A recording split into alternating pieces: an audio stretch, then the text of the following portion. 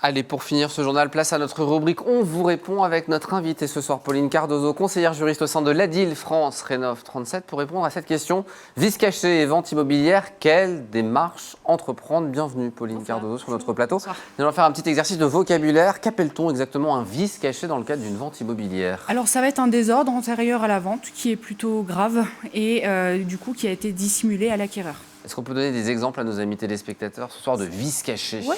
Alors ça peut être des fissures qui ont été colmatées avant la vente, ça peut être de la condensation avec de l'humidité parce qu'une ventilation est insuffisante, ou ça peut être la présence de punaises de lit ou de termites.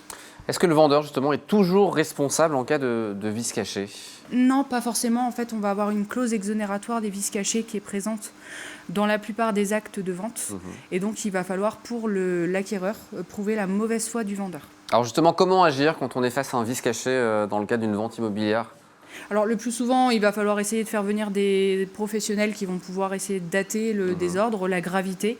Et ensuite, on regarde dans son acte de vente voir s'il n'y a pas d'exonération du vendeur. Et ensuite, on va faire un courrier recommandé, le conciliateur de justice, histoire d'avoir cette phase amiable et attaquer en phase judiciaire si ça n'aboutit pas. Qui on contacte du coup? Si on a ce problème-là, qu'on regarde la télé ce soir, c'est qui la première personne à contacter? L'ADIL.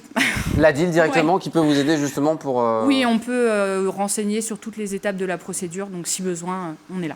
Le délai pour agir, si on se rend compte, je ne sais pas, 3 mois, 6 mois ou même un peu plus tard de ces vices cachés, est-ce qu'on peut quand même agir? On a 2 ans à partir de la connaissance du vice sans excéder 20 ans à partir de la vente. Il y a des mauvaises surprises, des vices cachés qui existent. Comment justement on peut les éviter? Est-ce qu'il faut être attentif déjà quand on loue ou on achète un bien déjà? Il ne faut pas se précipiter lors de l'achat. Je sais qu'aujourd'hui, c'est compliqué de se dire ça. Le mieux, c'est de revisiter à plusieurs heures de la journée, des heures différentes, poser les questions nécessaires. L'assainissement, est-ce qu'il est collectif, non collectif? La plomberie, est-ce qu'elle est récente ou ancienne? Est-ce qu'il y a des travaux à prévoir?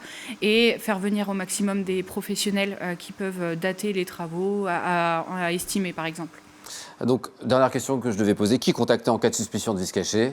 L'ADIL. L'ADIL, adil37.fr pour toutes les informations. Si vous avez des questions sur notre plateau. Merci beaucoup, Pauline Cardozo, d'être venue sur notre plateau ce soir.